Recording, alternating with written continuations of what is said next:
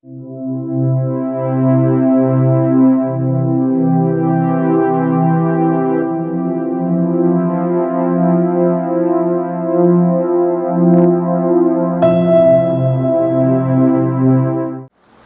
champions, what's up with you? Thank you so much for tuning back into my channel. It's hashtag Vinay Special and I'm your personal auxiliary, Vinay Panekar, tuning up back with another important video in which I'm going to tell you Marathi का जो paper presentation है आपको किस तरीके से करना है, आपको क्या लिखने से और क्या नहीं लिखने से आपको मार्क्स मिलेंगे, आपको किस तरीके से आपके मिस्टेक्स को अवॉइड करना है और किस तरीके से अपने बेस्ट मार्क्स के लिए आपको अपने आप को प्रिपेयर करना है। ऑलराइट, तो यहाँ पर मैंने मराठी का एक सैंपल मॉडल पेपर यहाँ पे बना के रखा है जिसमें मैंने पॉइंट आउट करके रखा है कि क्या सही है और क्या गलत है, वही मैं आपको मराठी पेपर प्रेजेंटेशन के थ्रू बताने वाला हूँ। ये वीडियो में आपको मालूम पड़ेगा कि आपको पेपर को किस तरीके से लिखना है, किस तरीके से प्रेजेंट करना है, आप क्या मार्जिन डालोगे, आप कैसे प्रेजेंट करोगे, लेटर राइटिंग कैसे आएगा, आपका पत्र लेखन, जाहिरात लेखन, कथा लेखन, ये सब कैसे जाने वाला है वो आपको मैं बताने वाला हूँ इस वीडियो के अंदर। ऑलराइट, 80 मार्क्स का आपका मराठी पेपर है। आपको कहीं ना कहीं डर लगता होगा कि यार आप मराठी में थोड़े वीक हो,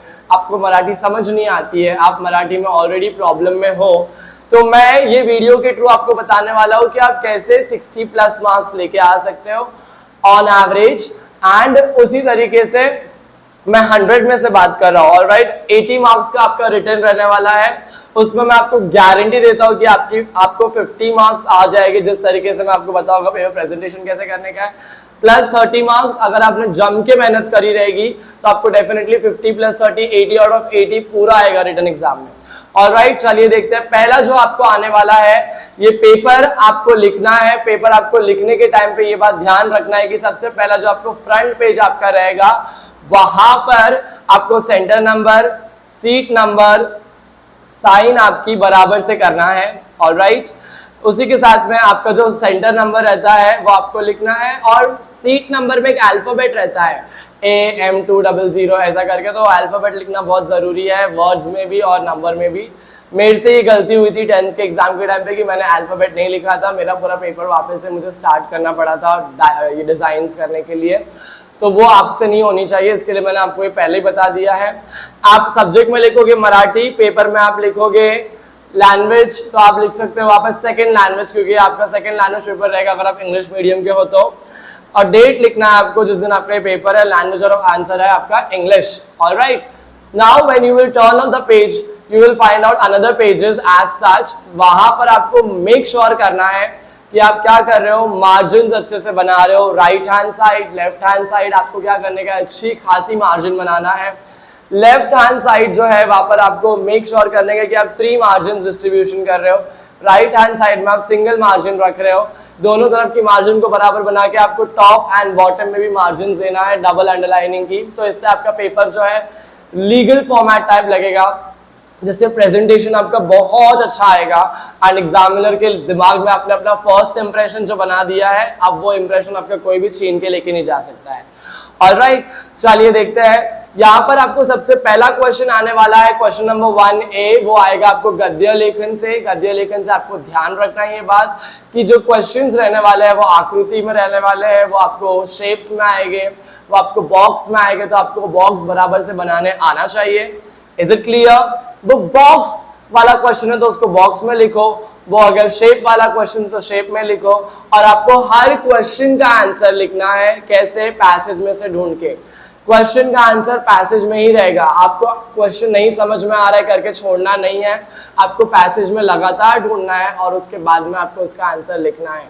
ऑलराइट, आगे जब मैं बढ़ूंगा तो यहाँ पर आपको इसी क्वेश्चन नंबर 1 में आपको एक लास्ट में स्वमत पूछा जाएगा।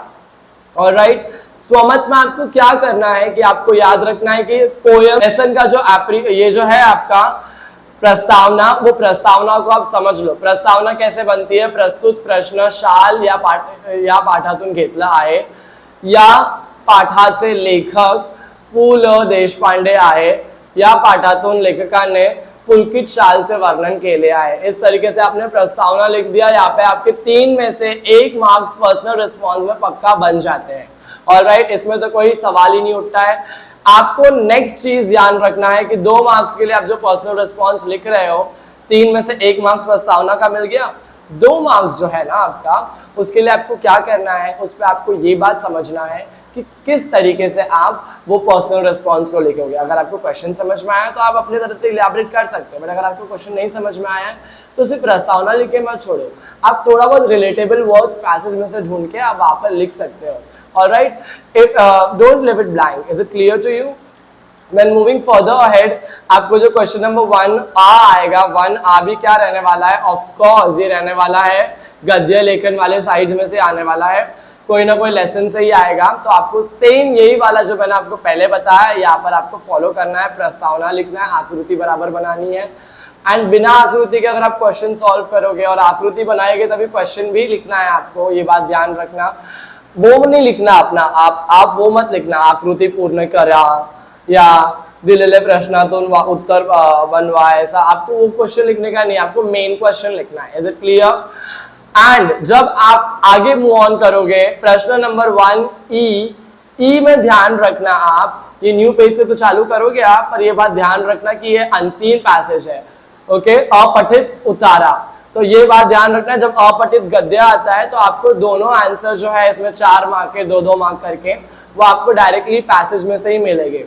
स्वमत भी क्यों नहीं आए, आपको पैसेज में से ही उठा के लिखना है। Is it clear to you? आपको अपना दिमाग फोड़ी नहीं करना है वहां पर कि मैं कहां से पढ़ूं या कहां से लिखूं, नहीं, आपको जो भी क्वेश्चन आने वाले अपठित गद्य में, वो इंग्लिश हो, हिंदी हो, मराठी हो, आपको डायरेक्टली वो आपको पैसेज में ही उसका आंसर मिलेगा। Is it clear?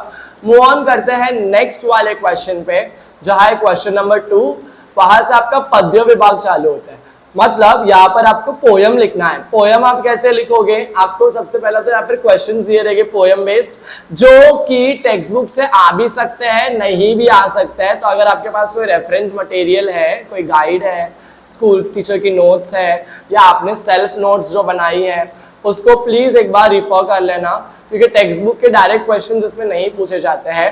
आगे जब मैं बढ़ूंगा तो यहाँ पर आपको ये भी पूछा जाएगा, 2 और 2 4 मार्क के लिए आपको समानार्थी शब्द पूछा जाएगा। प्लीज ध्यान रखना, समानार्थी शब्द को आप घर पे से अच्छे से प्रिपेयर करके जा रहे हो।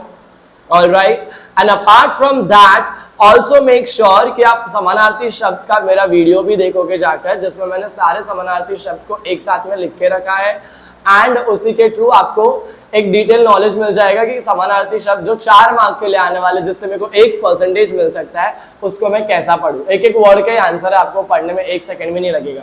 ऑलराइट, सिर्फ आपको प्रैक्टिस करना है वर्ड्स की और मात्रा की। मैं आगे जब बढ़ूंगा तो यहाँ पर पोयम में भी आपको क्या पूछा जाता है, भावार्थ पूछा जाता है। भावार्थ आप किस तरीके से लिखोगे, भावार्थ आपको 2 या 3 मार्क के लिए पूछा जाता है।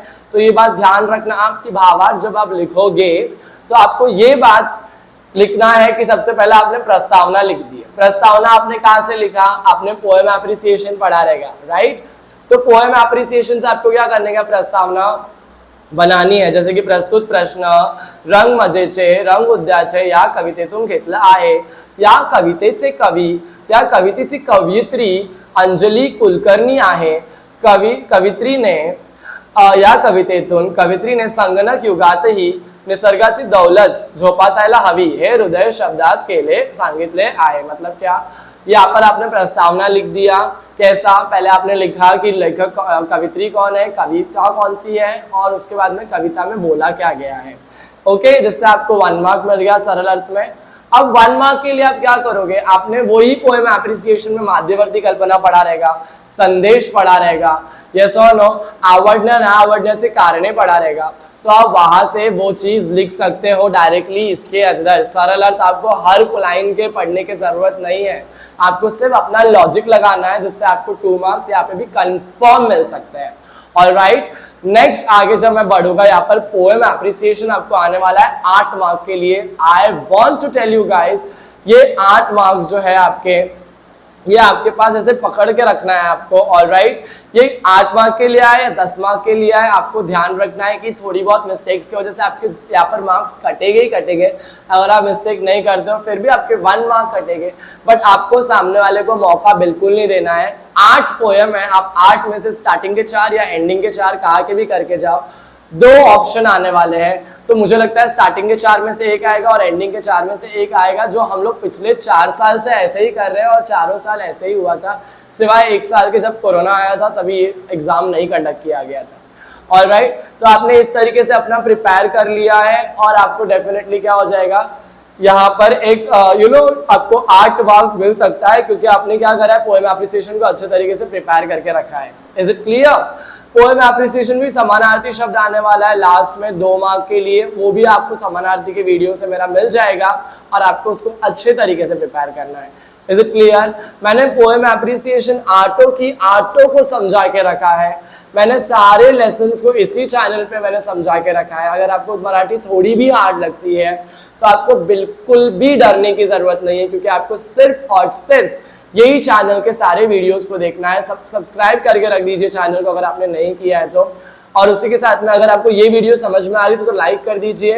एंड ये बात मैं मानता हूँ कि अगर आप किसी की मदद करोगे तो ऊपर वाला आपकी मदद करेगा, because God helps those who helps other. Yes और नो? तो मेक श्योर करना कि आप ये वाला जो वीडियो है आपके फ्रेंड्स को भी भेजना जिनको मराठी में डाउट्स हो, तो definitely you will also get a helping hand in the near future from somebody else. Alright, next जब मैं मूव ऑन करता हूँ, यहाँ पर क्वेश्चन नंबर 3 जो आने वाला है वो आपको आने वाला है स्थूल वाचन में से। 4 स्थूल वाचन है, 4 में से कोई 2 को इतना अच्छे तरीके से पढ़ के जाओ कि मतलब चारों के क्वेश्चन आने वाले हैं आपको एग्जाम में।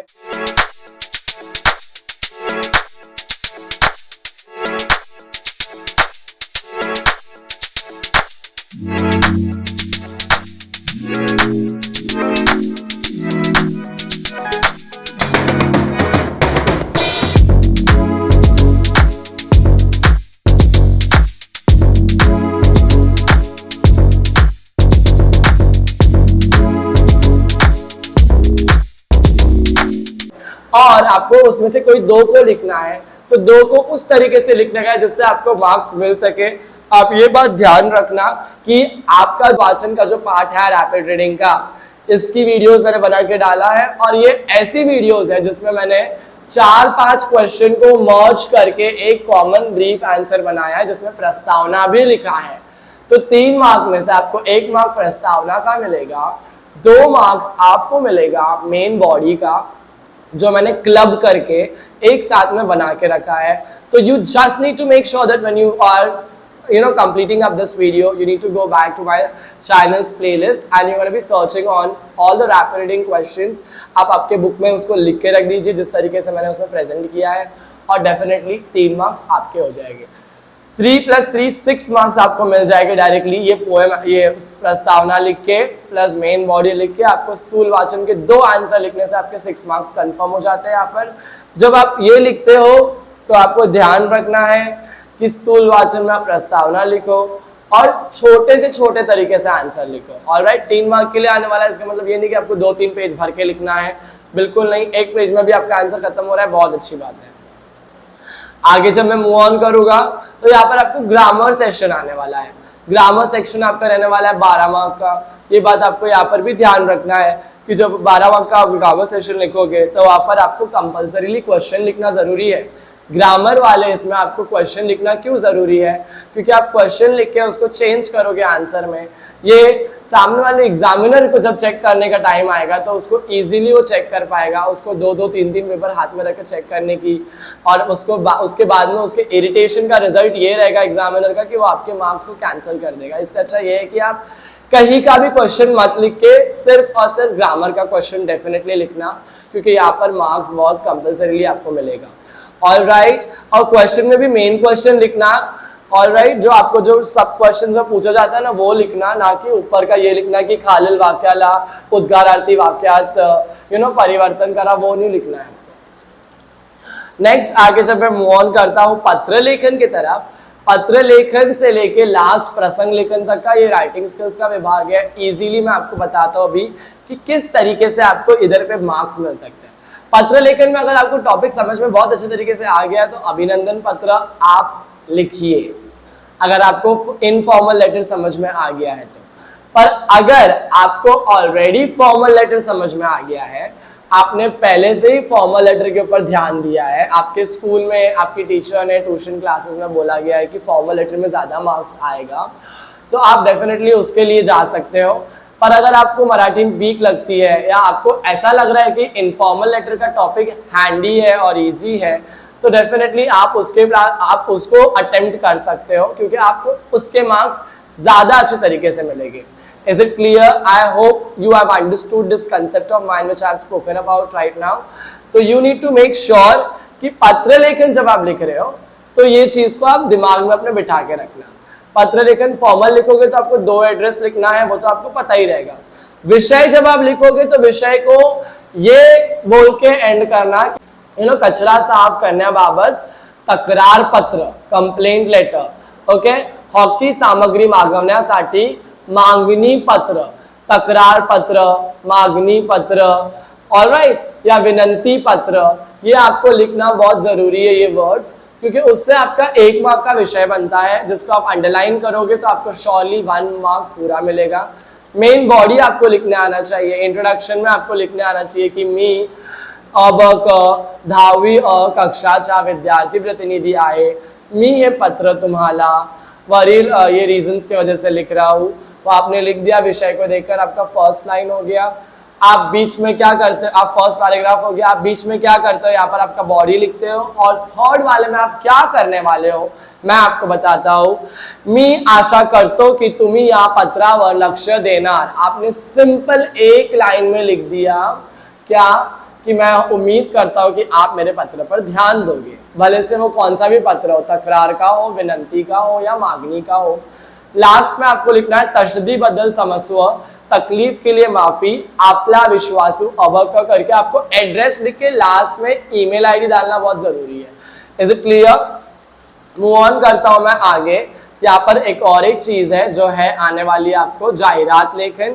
जाहिरात लेखन में आप याद रखना कि आप बहुत अच्छे तरीके से आप मेंशन कर रहे हो हर एक वो पॉइंट्स को जो आपके दिमाग में आ रही है क्वेश्चन को पढ़ने के बाद।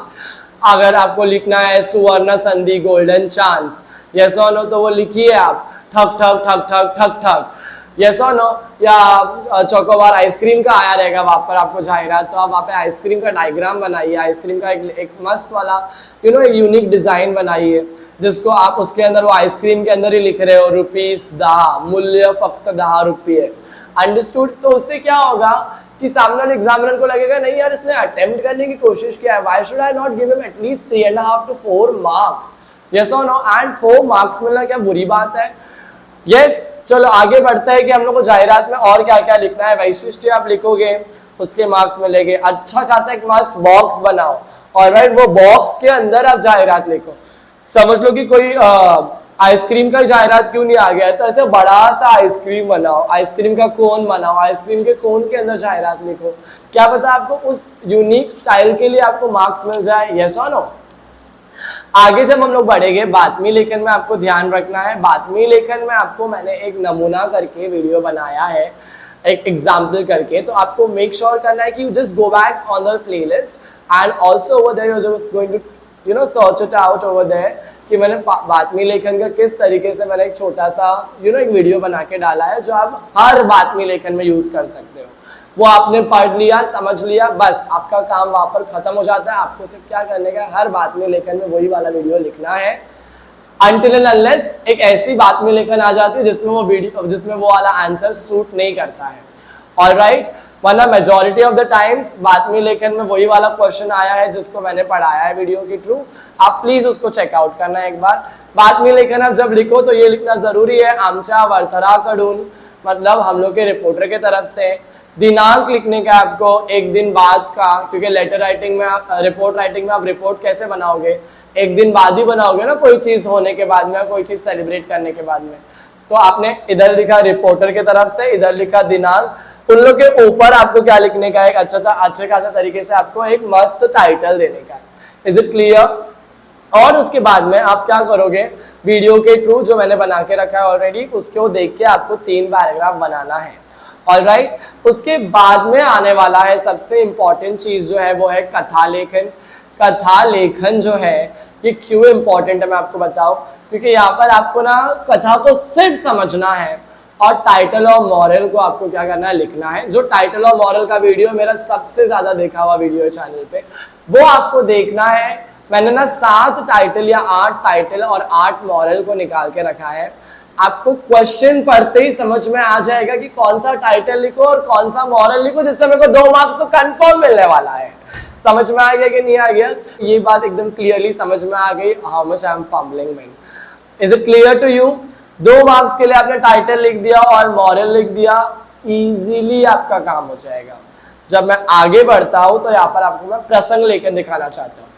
प्रसंग लेखन जो है ये एकदम इजी तरीके से आप कैसे लिखोगे, जब आपका प्रसंग लेखन आएगा पारितोषिक के ऊपर, वार्षिक स्नेह सम्मेलन के ऊपर, निरोप समारंभ के ऊपर, पारितोषिक के ऊपर। तो ये जो 4 टॉपिक मैंने जो अभी बोला, एक बार 10 सेकंड पीछे जाके वापस से सुनो मैंने क्या टॉपिक बोला, और उस टॉपिक के ऊपर अगर आपको लिखने के लिए आया तो मैंने प्रसंग लेखन का भी एक स्पेशल वीडियो बना के डाल कर रखा है, जिससे आपको निबंध में 8 मार्क्स तो मिल ही जाएंगे पूरे के पूरे, क्योंकि मैंने उस तरीके से उसका ड्राफ्ट बना के रखा है। ऑलराइट, मराठी सबकी प्रॉब्लम है महाराष्ट्र के अंदर कि उन लोगों को पढ़ने ही नहीं आता है, कोई लोग तो समझ ही नहीं पाते हैं। तो मेरे को पता है कि इस चीज का प्रॉब्लम कितना बड़ा है, तो मैंने उसी के लिए आपके लिए वीडियो बना के रखा है। प्लीज आप जाके देखना। अगर आपको आती है मराठी तो आप आपके फ्रेंड को डेफिनेटली रेकमेंड करना कि there are many such videos which are going to help you out. You should definitely check out Vinay's Vision Channel. All right.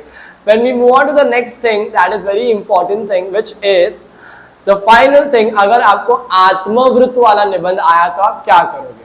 आत्मवृत्त वाला निबंध आया आपको, जैसे कि समझ लो कि छात्र एक छत्रीचे आत्मवृत्त, या मी पाऊस बोलतोय, या सूर्य उगवला नाही, तर ये आत्मवृत्त नहीं है, ये काल्पनिक निबंध है।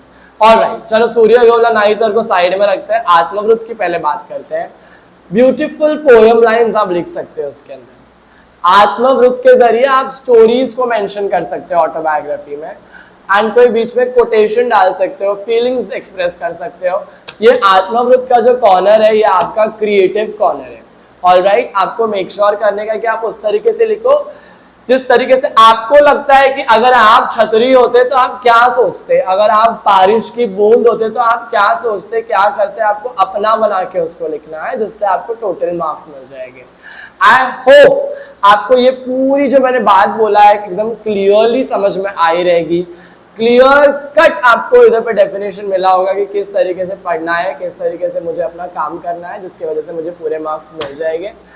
I want you to make sure that you give your 200% of level best while writing Marathi paper. After so much of my hard work and your hard work which you have put in throughout the time, you should not at all try to skip out even a single question which should go empty in the paper. I want you to make sure you are attempting every single unique question. जब तक आपको बोला जाए attempt करो करो करो करो करो, आप तब तक करना, और ऑप्शंस नहीं अटेम्प्ट करना प्लीज। उसके लिए ऑप्शन के लिए जगह छोड़ देना, अगर टाइम बचता है तो उसको भी अटेम्प्ट करना। राइटिंग की प्रैक्टिस करिए, क्योंकि यहाँ पर कॉन्फिडेंस बच्चे लोग का यहाँ पे गिर जाता है एग्जाम के टाइम पे कि पेपर बहुत इजी आया था मराठी का, जो कि हर साल आता ही है, आपको टेंशन नहीं लेना है उस चीज के लिए। बट पेपर इजी आता है तो पेपर लेंदी हो जाता है, और आप लेंदी होने की वजह से लिख नहीं पाते, क्योंकि आपको एक कंफर्ट जोन मिल जाता है ना, पेपर तो ईजी है मैं आराम से लिखूंगा। That should not happen. You should definitely have a vigorous writing practice, and then only you can score good marks. I hope आपको मेरा ये पूरा वीडियो entirely समझ में आया रहेगा। I really request you to go down onto the comment section and tell me how was this video and what all videos more can you expect from me. And also with that, please press the like button immediately right now. And if you have not pressed the subscribe button, do it right now. Also, ring up the bell icon. All right. Until we meet for the very next time in the video, keep rocking. All the best. Bye.